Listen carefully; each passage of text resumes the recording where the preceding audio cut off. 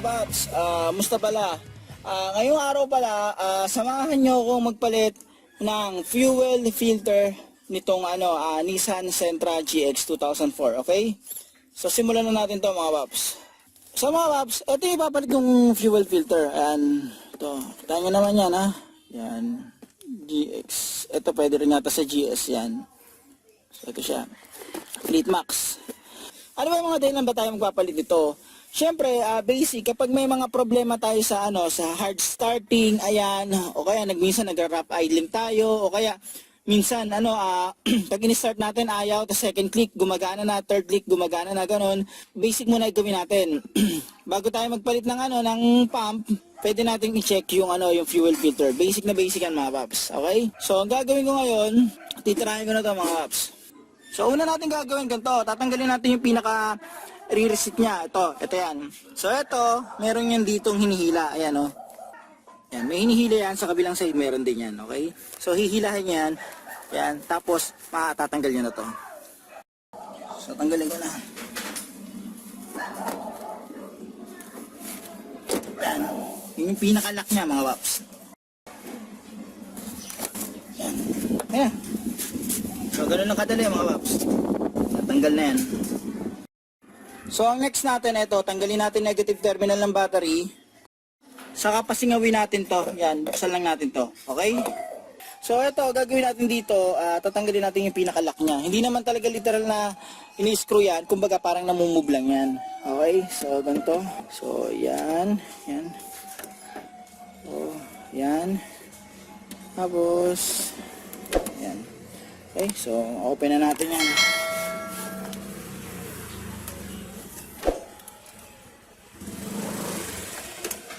Siya. So ito, tanggalin ko muna itong connector. Yan. Yan. So ayan siya. Tapos ito, yan na. So ito mga paps, ayan, gagawin ko, tatanggalin ko na itong connection na to. Ngayon ito, para hindi kayo malito, lagyan nyo na lang ng marka yung yung isa. Yan. Wawa, ito. Yan. Lagyan natin ng marka lang. Yan, para may palatandaan lang tayo. Yan yung lang na marka, saka tanggalin nyo na. Okay na.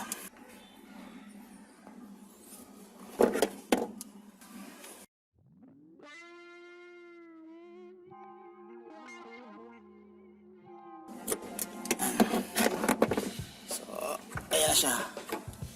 So mga paps, meron yan dito mga bolt. 6 na bolt yan. So, ang sukat niyan, 8mm. Okay? So, ganyan. Natin.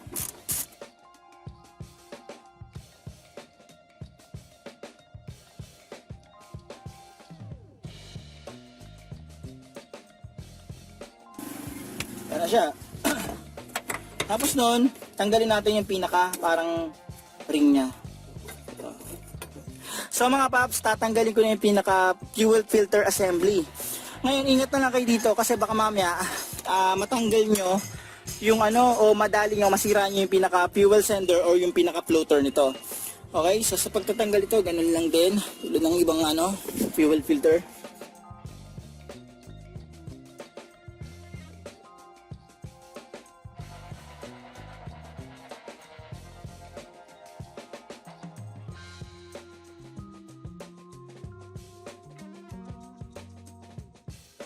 Lagay ko dito sa lalagyan. Okay na. So, ayan na siya mga babs. Tapos, grabe. Tapan nyo na lang to. Yan. So, sa pagtatanggal nito, ingat na lang kayo gagawin nyo muna, tanggalin nyo muna yung connector dito. May connector yan. Ayan Yan, may connector. So, tanggalin nyo muna yan.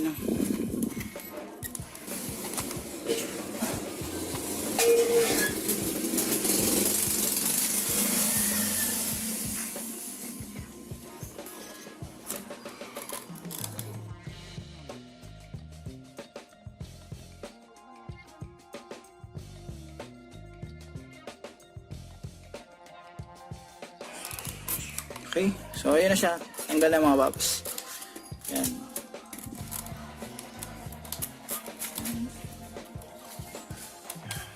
Okay na. So ayan, wala. So pag natanggal na natin to, yan. pwede na nating hilahin yung pinaka ito. So tanggalin lang natin yan, ganyan lang yan. Yan. Yan. Tapos dito. Yan, okay. Tapos dito rin sa kabila. Okay na to. So ayan, ayun yung fuel pump natin. Ayan, may part number yan. Para makita nyo lang, may reference tayo. Ayan. Ayan yung part number na. Okay. Tanggalin na natin to dito mga paps.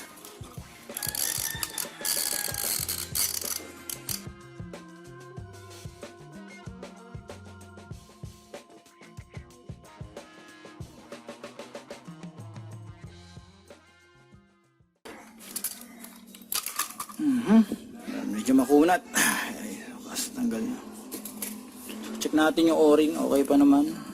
All goods pa. Ayan siya.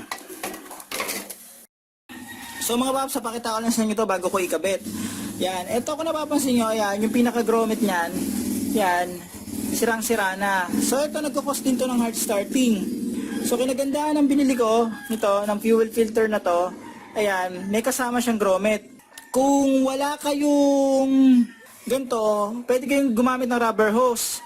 Yung pinaka, yung fuel line hose, ikakabit nyo dyan. Pero mas maganda may ganito kayo. Yan. Okay, so ganito gagawin nyo. Tatanggalin nyo lang yan. Tapos, lagay nyo to. Okay? So, ayan siya. Tapos ito, ibabalikan natin ito dito. Okay? So, ganyan lang yan. Okay. Meron naman yung guide. Ganyan yan, ganyan ang setup niya mga paps. Tapos, kapag nakabit nyo na yan, yung butas na yon, yan, yung butas na nakikita nyo doon, yan. Tapos, may butas rin yan doon sa gitna. Papasok to. Yan. So, ganito yan. Shoot nyo naman yan mga paps. Yan, shoot nyo. Maano nyo naman na bumuo na siya, mga paps. So, tulak lang. Okay.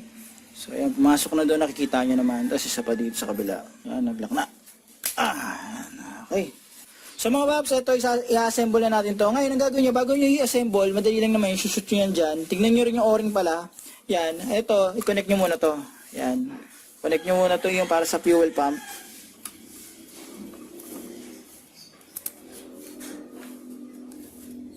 Yan. Tapos, saka nyo ipasok.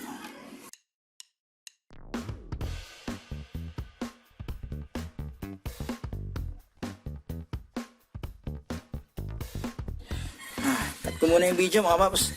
Gagano ko yan. So mga paps, eto na siya. Nakabit ko na siya. Nahirapan lang ako ipasok kasi bago kasi. Siyempre, masikip pa yan. Kaya dapat itulak nyo maigi. So ayan na siya. Makiklip naman yan. Okay na to. So all goods na to mga paps. Ingat lang kayo sa pagbabalik. Baka kasi madali-dali nyo to. Masira to. Yan. Yung pinaka fuel sender. Yan. Ngayon babalik ko na to mga paps. So sa pagbabalik, madali lang. Yung may posisyon naman yan, ayan, yung posisyon niyan, di ba pag gano'n, ayan, pag ganyan. So, ganyan yung pagbabalik nyo. Okay, so, dahan-dahan lang uli sa floater.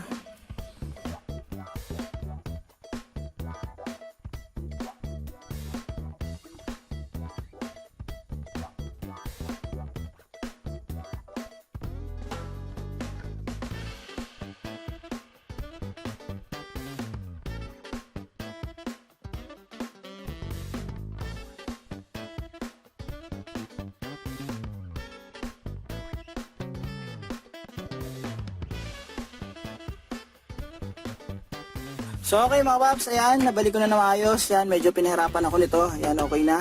Ngayon, ibabalik ko na yung upuan dito. So okay mga paps, ayan, nabalik ko na yung upuan. Ngayon, tetestingin ko na. Okay? Ayan. Start.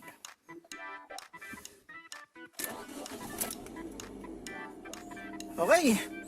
So ayos na mga paps. So okay mga paps, nakachamba na naman ako. One click start na uli yung yung sasakyan. Sayang hindi ko napakita sa video eh. Pero ito yung dahilan mga paps. Fuel filter saka ito. Ito yung pinaka rubber grommet niya. Sirang-sira na siya mga paps. Yan, sumisingaw na dyan. Kaya nag-hard starting ako.